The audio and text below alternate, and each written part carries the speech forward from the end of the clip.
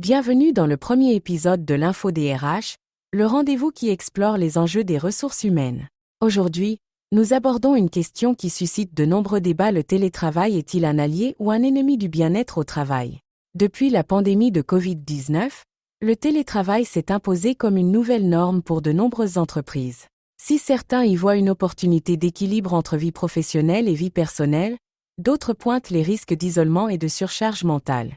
Décryptons ensemble les avantages et les inconvénients du télétravail sur la santé des salariés. Le télétravail présente indéniablement des avantages. Pour commencer, travailler depuis chez soi permet d'éviter les déplacements domicile-travail souvent chronophages, fatigants et stressants. Cela libère du temps pour des activités personnelles, du repos ou encore pour profiter de moments en famille. Cette flexibilité renforce également le sentiment d'autonomie chez les collaborateurs, un facteur clé de bien-être. De plus, de nombreuses études démontrent que le télétravail peut favoriser une augmentation de la productivité, en grande partie grâce à un environnement plus serein et à une organisation du temps plus efficace. Mais travailler à distance n'est pas sans conséquences. L'un des principaux risques, c'est l'isolement. Être éloigné de ses collègues peut rapidement peser sur le moral, surtout pour ceux qui ont besoin d'interactions sociales régulières pour s'épanouir. À cela s'ajoute la difficulté de maintenir une séparation claire entre vie professionnelle et vie personnelle.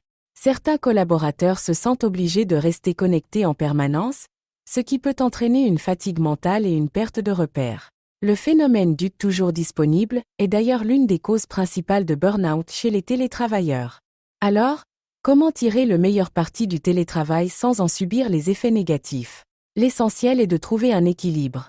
Du côté des employeurs, cela passe par la mise en place de politiques claires, définir des plages horaires pour éviter les dérives, proposer des outils pour maintenir le lien social et accompagner les collaborateurs dans cette transition.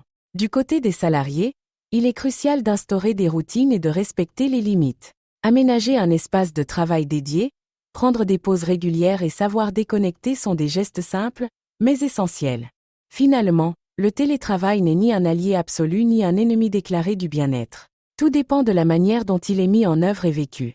Avec des pratiques adaptées et un dialogue ouvert entre employeurs et salariés, il peut devenir un levier puissant pour améliorer la qualité de vie au travail.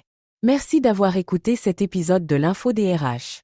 Si ce sujet vous a intéressé, partagez vos expériences en commentaire et abonnez-vous pour ne manquer aucun de nos prochains épisodes, car les RH c'est transformer les défis en opportunités.